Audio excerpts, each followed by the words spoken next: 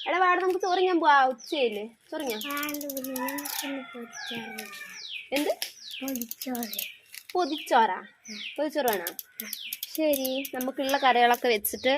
അത് പൊതിയാക്കാം അല്ലേ എന്നിട്ട് ചോറ് തിങ്ങാം ഓക്കേ വാ പോയിട്ടേ ഒരാൾ പോയിട്ട് കത്തി എടുത്തിട്ട് വാ പോ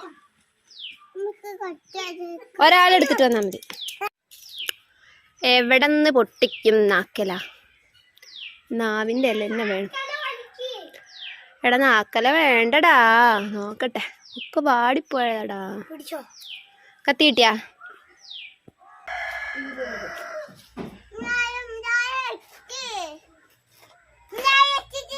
നിനക്ക് വേറെ പൊട്ടിച്ചു തരാം